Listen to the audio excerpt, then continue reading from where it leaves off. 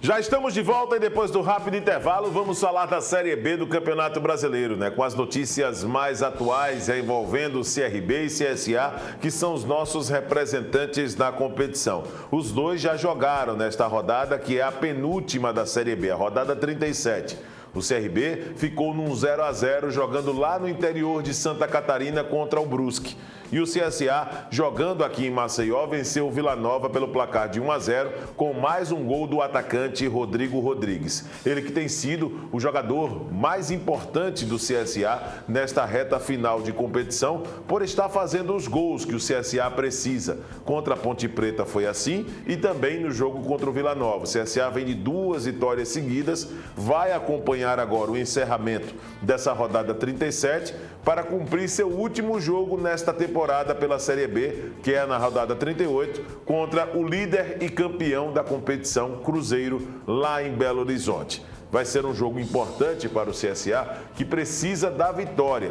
Só a vitória interessa ao CSA nesta situação que tem todo o andamento do campeonato. É bem verdade que tem algumas equipes que são concorrentes do CSA que ainda não jogaram nesta rodada 37, como no caso o Novo Horizontino, que enfrenta na noite de hoje o Cruzeiro. E por isso o Globo Esporte destaca: CSA torce pelo Cruzeiro nesta quinta para se manter fora do Z4.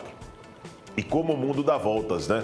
CSA e Cruzeiro andaram trocando farpas aí nas últimas temporadas por conta de um áudio, né, do tal Thiago Neves, que fala Zezé, sobre a questão de salário, né, na equipe do Cruzeiro, na oportunidade. Esse áudio vazou porque o jogo na sequência era contra o CSA. E aí, naquela época, o Thiago Neves falava: perder para o CSA, né, pelo amor de Deus, né? Foi lá e o Cruzeiro perdeu para o CSA. E o Thiago Neves perdeu pênalti naquela oportunidade, né? Então o CSA depende hoje do Cruzeiro. O Cruzeiro pode prejudicar a vida do CSA, porque se perder para o Novo Horizontino, o time paulista passa o CSA e o CSA volta para a zona de rebaixamento. E essa situação está sendo exposta, né? Além de ficar de olho nesse jogo contra o Novo Horizontino, né? O do Cruzeiro com o Novo Horizontino, o CSA também tem que secar a Chapecoense, que vai jogar contra o rebaixado Náutico no sábado, e o Tombense, que vai receber o Grêmio na próxima sexta-feira, no caso amanhã, às 7 da noite. No caso do CSA, a sequência de jogos do Tombense é uma sequência bem complicada. Vai enfrentar o Grêmio em casa, recebe o Grêmio, né? Vai receber o Grêmio e depois pega o Criciúma na última rodada. O Novo Horizontino joga contra o Cruzeiro hoje, que se fosse um Cruzeiro focado na Série B, seria um adversário difícil, mas o Cruzeiro já é campeão, o Cruzeiro não tem nada a perder, ainda pode prejudicar a vida do CSA, não é? E encerra o Novo Horizontino contra o Operário. A Chapecoense também tem uma sequência bem interessante na Série B de jogos. Enfrenta o Náutico nessa rodada. Se a Chapecoense vencer o Náutico, que já está rebaixado, a Chapecoense já não pode ser mais alcançada pelo CSA, por ter mais vitórias. Hoje os dois estão empatados, com 42 pontos. O CSA tem 42 e a Chapecoense tem 42. Só que o CSA tem um jogo a mais. E a Chapecoense já está na frente do CSA por conta do número de vitórias. Se a Chapecoense vence o Náutico hoje, aí abriria 2 vitórias a mais que o CSA. Então, mesmo que o CSA vencesse o Cruzeiro, o CSA não alcançaria a Chapecoense. Aliás, alcançaria em pontos, mas não passaria nos critérios a equipe de Santa Catarina. Então, o momento do CSA é de realmente ficar com as suas atenções voltadas para o jogo do Novo Horizontino e também torcer para o Tombense, contra o Tombense. E no caso dessa situação, Ian Rolim projeta um jogo muito equilibrado, diz que vai com tudo para ganhar lá em Minas Gerais, mas vejo que o CSA, nesse momento, precisa pensar primeiro em vencer, derrotar esse gigante, o Cruzeiro lá dentro, com o estádio lotado, vai receber o troféu da competição e tudo mais, não vai querer perder para seu torcedor. E depois, acompanhar os outros resultados, acompanhar as outras partidas. Tá? Essa é a situação para a permanência do CSA. Hoje, a competição, ela impõe que uma equipe só se sinta totalmente livre, sem nenhuma chance matemática de rebaixamento, se tiver com 46 pontos. Porque o CSA, se chegar a 45, mas acontecendo vitórias do Novo Horizontino, vitórias da Chapecoense e vitórias do Tombense, o CSA será rebaixado. Não é, pode ser. Será rebaixado com 45 pontos. A classificação de momento da competição é a seguinte. O Cruzeiro, 72. Beleza, campeão da Série B, disparado e tal. O Grêmio é o segundo com 61, também já de acesso na mão. O Vasco, que só precisa de um empate com o Sampaio, vai jogar também nesta quinta-feira, às 9h45. Jogão de bola esse. Também está quase lá na Série A. O Bahia, quarto colocado com 58 pontos. Em quinto, o Ituano com 54. Essa briga pela quarta vaga ainda está em aberto. Porém, se o Ituano perde seu jogo para o Londrina e o Bahia vencer o seu jogo com o Guarani, o Bahia também já sobe. Aí fecha, vai para todo mundo na última rodada com as 4 vagas já garantidas, tá? O Londrina é o sexto com 53 pontos, tem pequenas chances porque são 6 pontos em disputa, pode chegar até 59, mas aí dependeria de 2 derrotas do Vasco, dependeria de 2 derrotas do Bahia, teria que vencer numa situação como essa o próprio Ituano.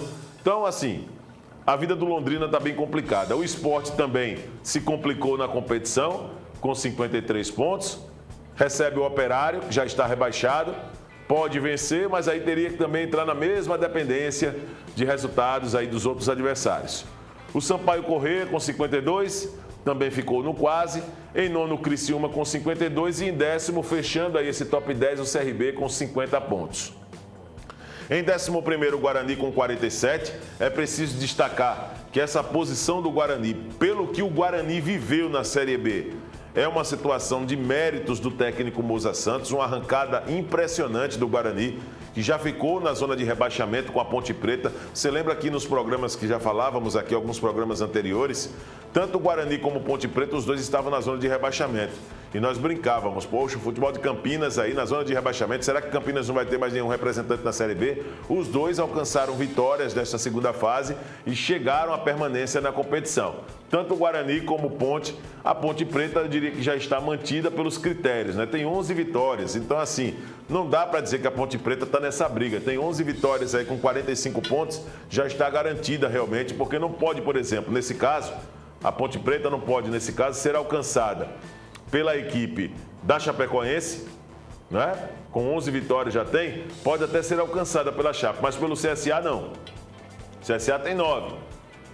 Então pode, no máximo aí chegar a 10 vitórias.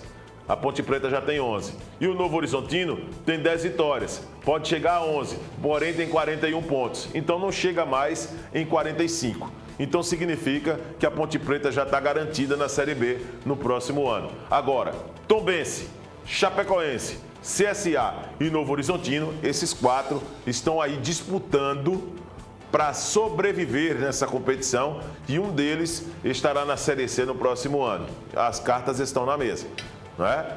Chapecoense tem aí uma sequência, vai pegar aqui com os jogos, mostrando aqui Operário, Brusque e Náutico já rebaixados, é preciso deixar claro isso. A rodada será encerrada no sábado com a Chapecoense jogando com o Náutico, beleza? Vai ser encerrada no sábado essa rodada. Mas vamos lá. Voltando para os jogos da última rodada. Jogos da última rodada, rodada 38, vamos lá. Na última rodada, tem jogos quinta, sexta, jogos que já não interferem em nada na competição. Na quinta-feira, Grêmio, que já subiu, enfrenta o Brusque, rebaixado. Na sexta, o Náutico, que já caiu, enfrenta a Ponte Preta, que não tem nem chance de subir nem de descer.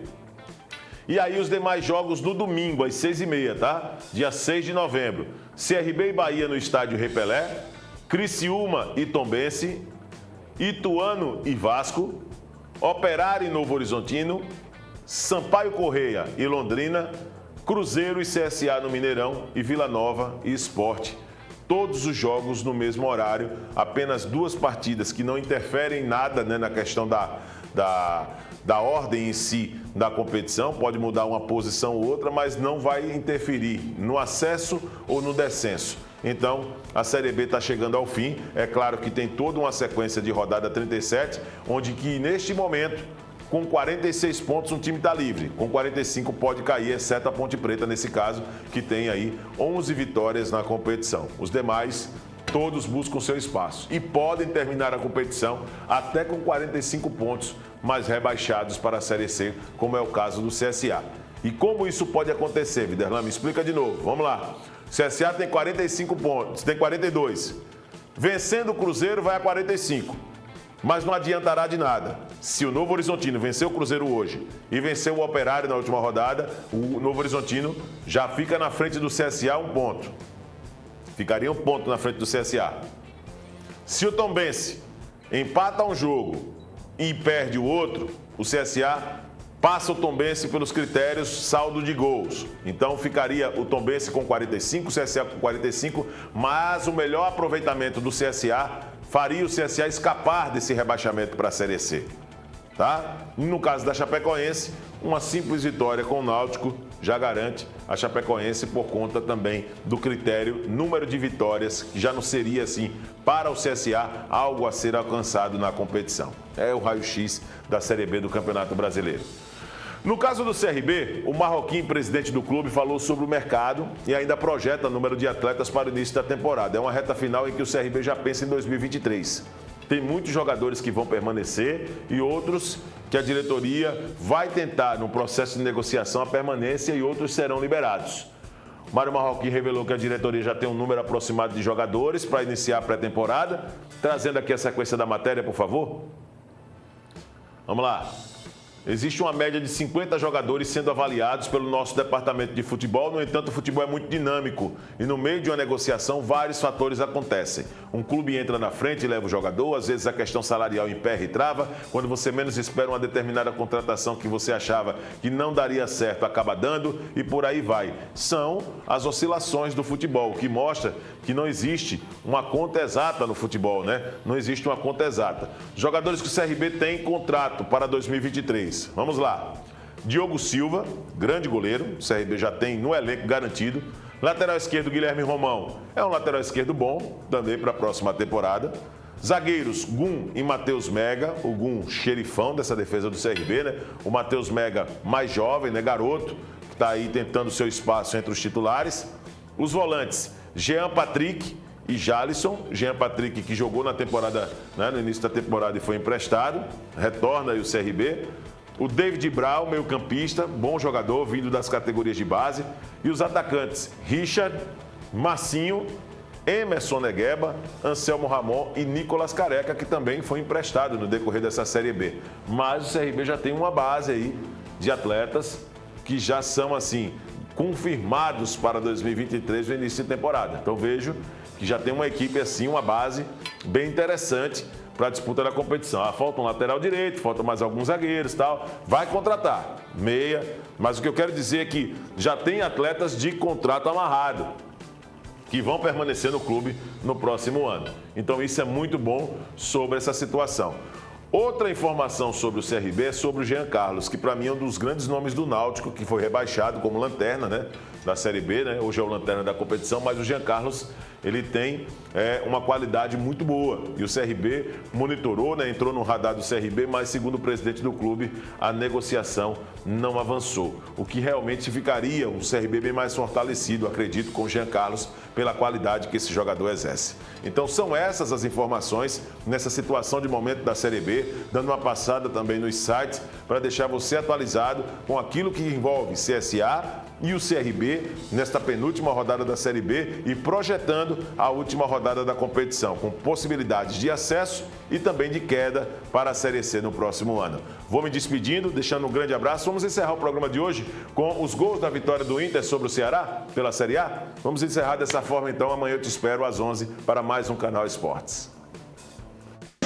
A equipe chegou à semifinal da Copa Sul-Americana e paga um pouco também o preço desse crescimento. No último campeonato foi 11º colocado. Kleber, devolução para Bruno Pacheco, ele cai dentro da área e o árbitro está marcando o pênalti. Na jogada do Bruno Pacheco com o Kleber, o Bruno recebe de volta, tá por ali o Igor Gomes, o Moledo mirando o Keiler, 5 de jogo, Lima partiu, bateu, gol!